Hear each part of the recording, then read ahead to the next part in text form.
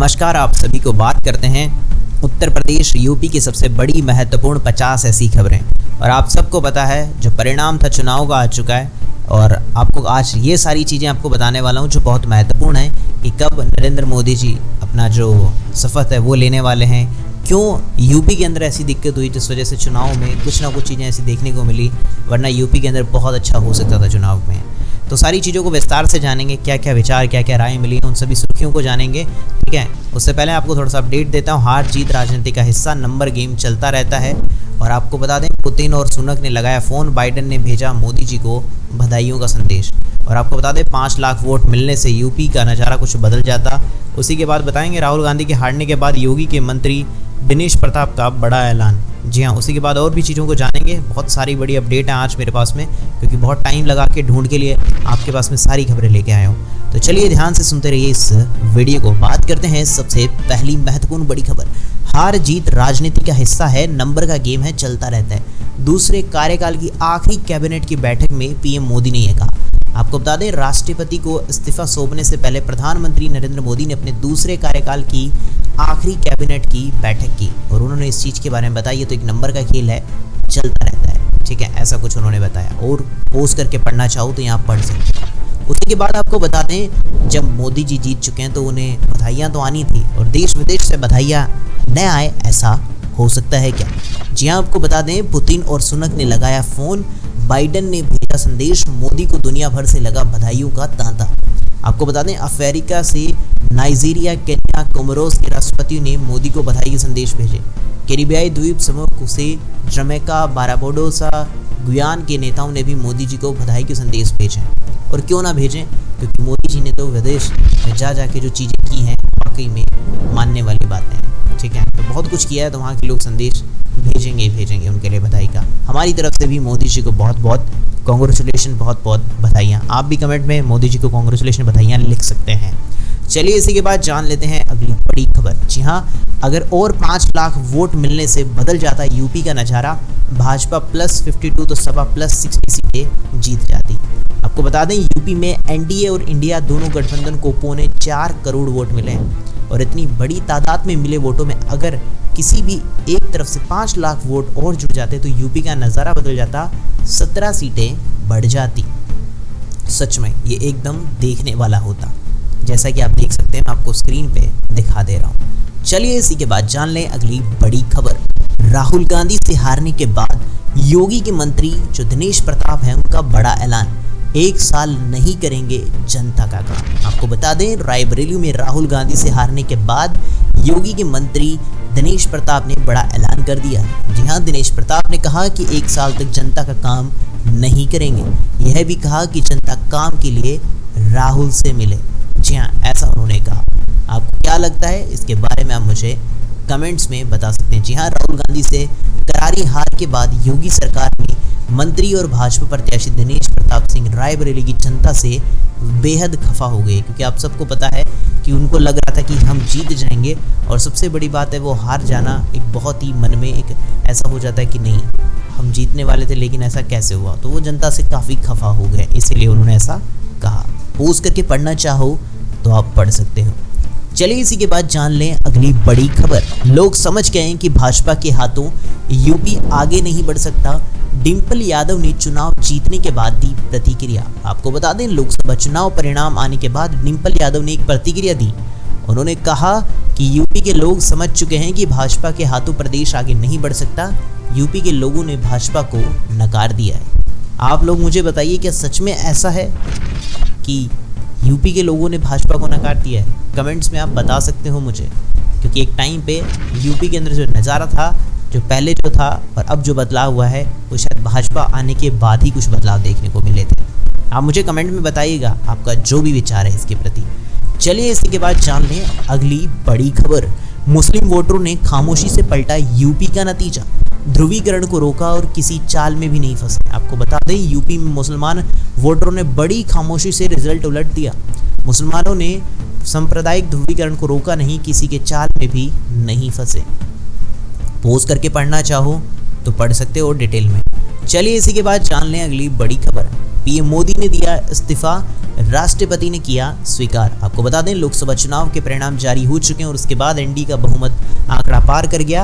अब एनडीए के सभी जो दल हैं आज राष्ट्रपति जो बैठेगा उसके सामने सरकार बनाने का दावा पेश कर सकते हैं। ठीक है, चलिए इसी के बाद जान लें अगली बड़ी खबर।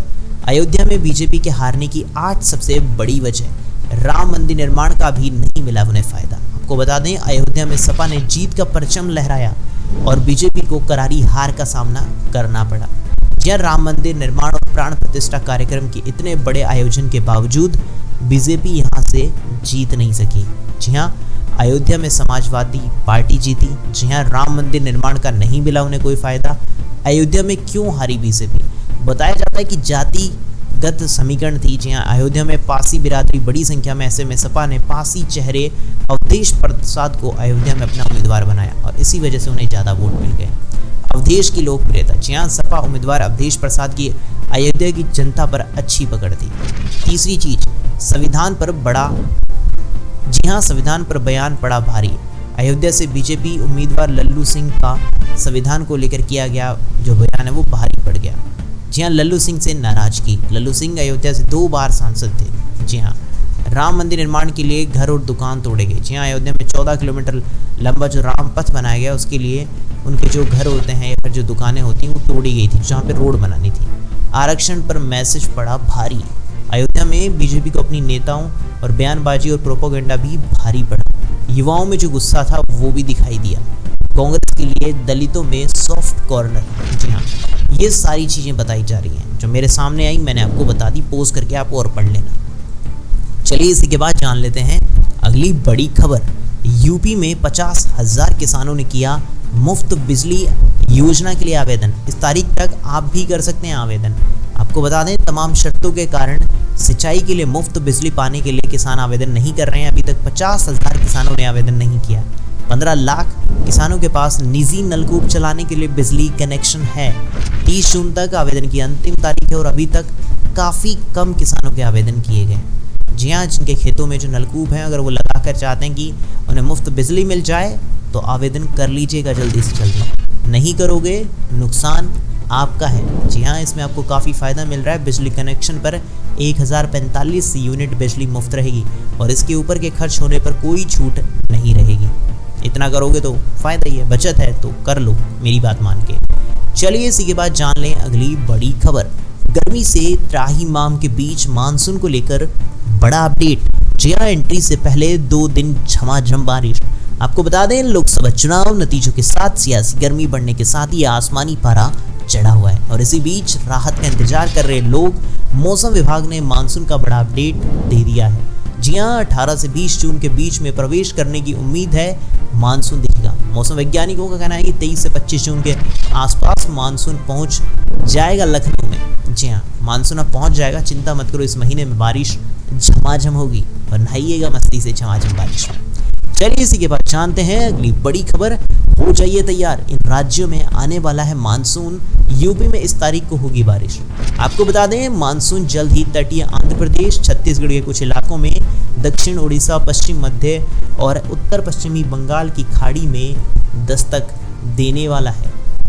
और उसकी जो डेट है या तारीख की बात की जाए तो मैं आपको बता चुका हूँ कि आने वाले 6 जून को उत्तर प्रदेश में हल्की बारिश होगी और उसी के बाद बात करें तो आने वाले कुछ दिनों में और जगह पे भी मानसून आ जाएगा। यानी कि जो नौ तपा या जो गर्मी थी वो थोड़ी कम हो जाएगी। मतलब ये महीना आपको थोड़ा सा ध्यान रखना होगा, मौसम सही हो जाएगा। चलिए इसी के बाद जान लें अगली बड़ी खबर। यूपी में कल से बंटेगा फ्री राशन। 6 शहरों में होगी ड्राइवरों की भर्ती। आपको बता दें यूपी में फ्री राशन वितरण शुरू हो गया है। राशन की डीलरों की दुकानों पर 6 से 25 जून तक निःशुल्क खाद्यान्न का वितरण किया जाएगा। 6 शहरों में संविदा पर महिला और पुरुष चालकों की भर्ती होगी। और अगर आप अपना राशन लेना चाहते हैं तो 14 किलो आपको गेहूं, 21 किलो आपको चावल, कुल 35 किलो खाद्यान्न दिया जाएगा।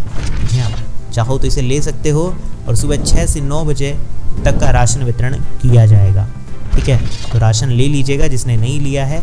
और 6 से 25 जून तक जो खाद्यान्न वितरण किया जाएगा, इसकी डेट आ चुकी है, 6 से 25 जून तक ले लीजिएगा। चलिए बात करते हैं अगली बड़ी खबर।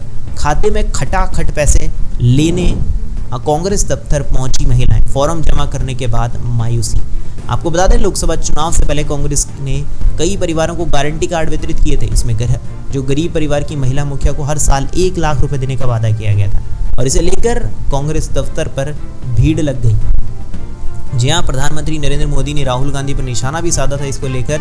जी हाँ, पीएम मोदी के निशाना साधने के बाद भी कांग्रेस के समाजवादी पार्टी के प्रमुख अखिलेश यादव भी मुखर हो गए। कई सपा नेताओं ने भी इस खटाखट से माहौल बनाने लगे और असर भी, रिजल्ट भी दिखाई दिया। सपा कांग्रेस के पक्ष में ही यूपी जबरदस्त मतदान हुआ और सपा को सीटों के मामले में 7 गुना तो कांग्रेस की सीटों में 6 गुना की बढ़ोतरी हुई। जी हाँ, अब देखते हैं पैसा तो कब तक मिलेगा, लेकिन हाँ, वादे तो होते ही रहते हैं चुनावी दौर में। चलिए इसी के बाद बात कर लें अगली बड़ी खबर। चुनावी झटके के बाद एक्शन में योगी सरकार, अफसरों की लगेगी क्लास, वोटर फीडबैक पर काम का हिसाब लेंगे। आपको बता दें, लोकसभा परिणाम के तुरंत बाद सीएम योगी आदित्यनाथ ने कल सभी आला अधिकारियों की बैठक की तलब की। इसमें सभी अपर मुख्य सचिव और प्रमुख सचिव रहेंगे।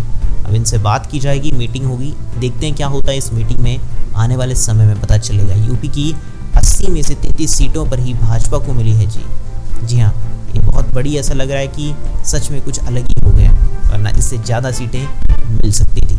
चलिए इसी के बाद जान लेते हैं अगली बड़ी खबर। RSMSSB calendar. जी हाँ, राजस्थान में CET, पशु परीक्षर, LDC समेत 31 भर्ती परीक्षाओं की तिथियां जारी। जी हाँ, अगर कोई अप्लाई करना चाहता है तो rsmssb.rajasthan.gov.in पर जाकर अप्लाई कर सकता है। अभी नई भर्तियां आई हैं, सारी की सारी भर्तियां आपके सामने हैं, एक बार पोज कर आप पढ़ लीजिए और अप्लाई कर सकते हैं। ये थी सारी उत्तर प्रदेश यूपी की महत्वपूर्ण काम की बड़ी खबरें। कैसी लगी आपको सारी की सारी खबरें, मुझे कमेंट्स में बताइएगा। वीडियो को लाइक नहीं किया तो लाइक जरूर से कर दीजिए। चैनल को सब्सक्राइब नहीं करके सब्सक्राइब करके घंटे के निशान को दबाना मत भूलिएगा। मैं मिलूंगा ऐसी अच्छी और वीडियो के साथ, तब तक के लिए जय श्री राम, जय हिंद, वंदे मातरम।